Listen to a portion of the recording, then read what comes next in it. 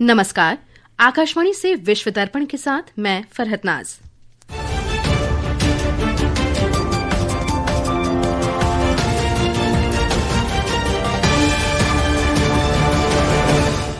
पाकिस्तानी वायुसेना ने खैबर पख्तूनख्वा प्रांत में हवाई हमला किया। महिलाओं और बच्चों समेत 30 लोग मारे गए। विदेश मंत्री डॉक्टर सुब्रमण्यम जयशंकर ने न्यूयॉर्क में संयुक्त राष्ट्र महासभा सत्र से अलग अमरीकी विदेश मंत्री मार्को रूबियो से मुलाकात की। भारत और मोरक्को ने रक्षा सहयोग समझौते पर हस्ताक्षर किए और फिलीपींस में भ्रष्टाचार विरोधी प्रदर्शनों के दौरान 200 से ज्यादा लोगों को गिरफ्तार किया गया।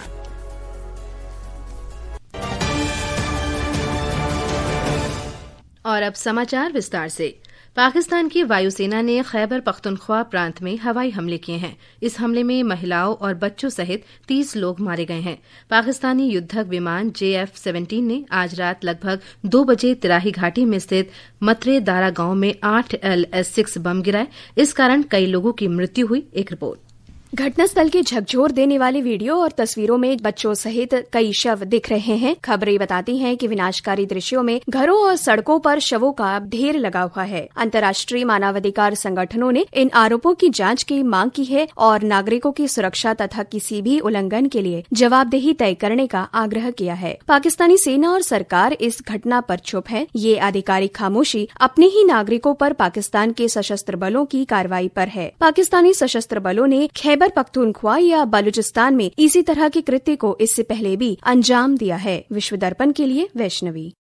विदेश मंत्री डॉक्टर सुब्रमण्यम जयशंकर ने आज अमेरिका के न्यूयॉर्क में 80वें संयुक्त राष्ट्र महासभा के सत्र में अमेरिका के विदेश मंत्री मार्को रूबियो से मुलाकात की। यह इस वर्ष जयशंकर और रूबियो के बीच तीसरी प्रत्यक्ष बैठक है। इससे पहले उनकी बातचीत 1 जुलाई को वाशिंगटन में क्वाड के विदेश मंत्रियों की बैठक के दौरान हुई थी।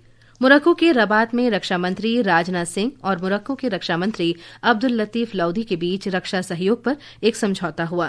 द्विपक्षीय बैठक के दौरान श्री सिंह ने कहा कि दोनों पक्ष आतंकवाद रोधी, समुद्री सुरक्षा, साइबर रक्षा, शांति, सैन्य चिकित्सा, प्रशिक्षण और उद्योग भागीदारी में सहयोग को बढ़ावा देने के लिए एक व्यापक रोडमैप पर सहमत हुए।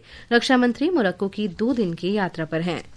सूचना और प्रसारण राज्य मंत्री डॉक्टर एल मुरुगन 30वें बुसान अंतर्राष्ट्रीय फिल्म महोत्सव में भागीदारी करने के लिए आज दक्षिण कोरिया के बुसान पहुंच चुके हैं। एक सोशल मीडिया पोस्ट में डॉक्टर मुरुगन ने बताया कि उन्होंने गोलमेज चर्चा में भारत की रचनात्मक अर्थव्यवस्था, सह निर्माण सहयोग और बुसान फिल्म आयोग के साथ प्रोत्साहनों पर अपने विचार साझा किए। श्री मुरुगन ने रचनात्मक क्षमता तथा एक ठोस मीडिया और मनोरंजन पारिस्थितिकी तंत्र के निर्माण में भारत और दक्षिण कोरिया की सहयोगात्मक शक्ति पर अधिकारियों और दर्शकों के साथ विचार विमर्श करने पर प्रसन्नता व्यक्त की।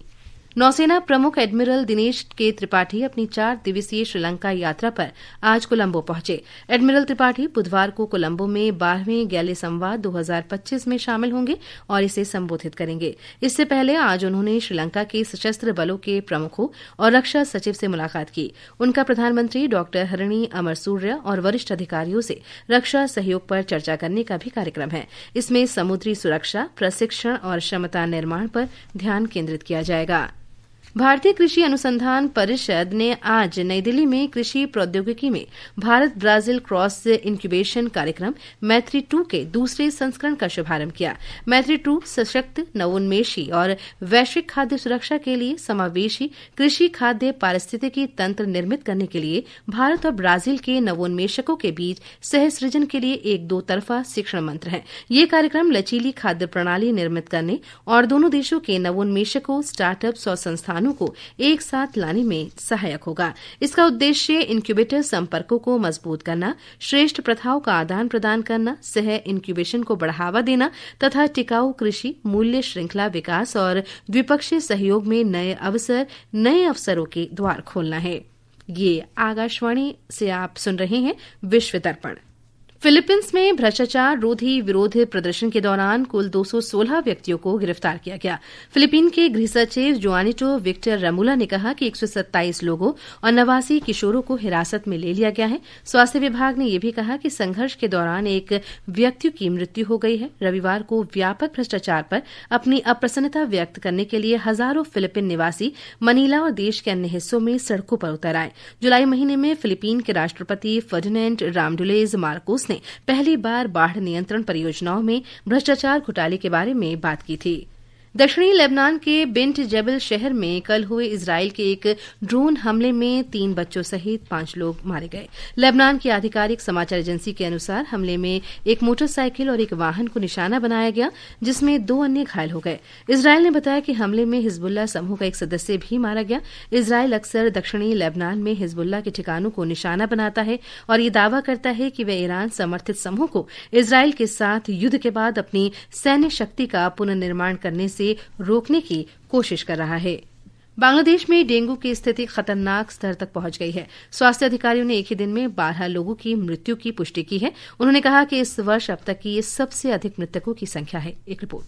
जनवरी महीने के बाद से डेंगू से पूरे देश में मरने वालों की संख्या 179 हो गई है। स्वास्थ्य अधिकारियों ने बताया कि पिछले 24 घंटों के दौरान 740 नए मरीज अस्पताल में भर्ती हुए हैं। इससे इस वर्ष के कुल पुष्ट मामलों की संख्या 48,831 हो गई है। स्वास्थ्य सेवाओं के महानिदेशालय ने बताया कि इस वर्ष डेंगू के कारण आधे से अधिक मृत्यु अस्पताल में भर्ती होने के 24 घंटे के भीतर हुई है। अधिकारियों ने इन मौतों का कारण उपचार में देर होना बताया है। आज डेंगू की स्थिति पर आयोजित एक संवाददाता सम्मेलन में स्वास्थ्य सेवाओं के महानिदेशालय के मुख्यालय में इसकी जानकारी दी गई। ढाका से नवल संग परमार की रिपोर्ट के साथ विश्व दर्पण के लिए जया भारती। संयुक्त राष्ट्र महासचिव एंटोनियो गुतेरस ने अंतर्राष्ट्रीय समुदाय से युद्ध समाप्त करने और इससे उत्पन्न स्थिति पर अंकुश लगाने तथा स्थिरता और समृद्धि बनाने का आह्वान किया है। एक रिपोर्ट। संयुक्त राष्ट्र महासचिव ने 21 सितंबर को प्रतिवर्ष मनाए जाने वाले अंतर्राष्ट्रीय शांति दिवस के अवसर पर एक संदेश के दौरान ये बात कही। उन्होंने बताया कि जहां सतत विकास शांति का समर्थन करता है, वहीं विकास के साथ सबसे ज्यादा संघर्ष कर रहे 10 में से 9 देश संघर्षग्रस्त हैं। अंतर्राष्ट्रीय शांति दिवस की स्थापना 1981 में संयुक्त राष्ट्र महासभा द्वारा की गई थी और इसकी वर्ष 2001 में महासभा ने सर्वसम्मति से इस दिवस को अहिंसा और युद्ध विराम के अवधि के रूप में घोषित किया। इस वर्ष का विषय है शांतिपूर्ण विश्व के लिए अभी कार्य करें। विश्व दर्पण के लिए शक्ति सिंह। श्रीलंका के राष्ट्रपति अनुरा कुमारा दिसानायके ने बिजली आपूर्ति से जुड़ी सभी सेवाओं को आवश्यक घोषित कर दिया है। इस संबंध में कल एक राजपत्र जारी किया गया। ये कदम सरकार और सिलोन इलेक्ट्रिसिटी बोर्ड सीईबी के बीच बढ़ते तनाव के बाद उठाया गया है। ट्रेड यूनियनों ने सीईबी को 4 अलग अलग संस्थाओं में विभाजित करने के प्रस्तावों का कड़ा विरोध किया है। श्रीलंका सरकार का तर्क है कि भारी वित्तीय घाटे को रोकने और बिजली क्षेत्र के आधुनिकीकरण के लिए सुधार जरूरी है, जो वर्ष 2022 के श्रीलंका के आर्थिक संकट के बाद से अक्षमता और बढ़ते कर्ज से जूझ रहा है। चक्रवाती तूफान रगासा आज उत्तरी फिलीपींस से टकराया। इससे 230 किलोमीटर प्रति घंटे की रफ्तार से हवाएं चल रही हैं। मूसलाधार बारिश और तेज हवाओं के साथ बाढ़ आ गई है। घरों और बुनियादी ढांचे को भी नुकसान पहुंचा है।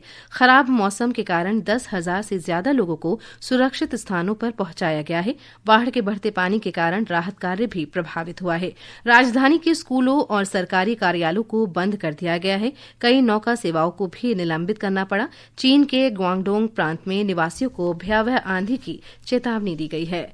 कोरिया ओपन बैडमिंटन टूर्नामेंट कल से शुरू हो रहा है। टूर्नामेंट में लक्ष्य सेन, पीवी सिंधु, के श्रीकांत और डबल्स में सात्विक तथा चिराग जैसी कई प्रमुख भारतीय खिलाड़ी हिस्सा नहीं ले रहे हैं। पुरुष सिंगल्स में आयुष शेट्टी, एचएस प्रणय और किरण जॉर्ज अपनी चुनौती पेश करेंगे। वहीं तरुण मन्नेपल्ली तथा मीरबा लुवांग मेसनाम कल अपने अपने क्वालिफायर मुकाबले खेलेंगे। महिला सिंगल्स में केवल अनुपमा उपाध्याय भारतीय चुनौती पेश करेंगी। वहीं मिक्स्ड डबल्स में मोहित जगलान और लक्षिता जगलान खेलेंगे। भारत ने अंडर 17 सैफ फुटबॉल चैंपियनशिप के सेमीफाइनल में प्रवेश कर लिया है। कोलंबो में भारत ने पाकिस्तान को रोमांचक मुकाबले में 3-2 से हराया। और अंत में मुख्य समाचार एक बार फिर। पाकिस्तानी वायुसेना ने खैबर पख्तूनख्वा प्रांत में हवाई हमला किया। महिला और बच्चों समेत 30 लोग मारे गए। विदेश मंत्री डॉक्टर सुब्रमण्यम जयशंकर ने न्यूयॉर्क में संयुक्त राष्ट्र महासभा सत्र से अलग अमरीकी विदेश मंत्री मार्को रूबियो से मुलाकात की। भारत और मोरक्को ने रक्षा सहयोग समझौते पर हस्ताक्षर किए। और फिलीपींस में भ्रष्टाचार विरोधी प्रदर्शनों के दौरान 200 से ज्यादा लोगों को गिरफ्तार किया गया।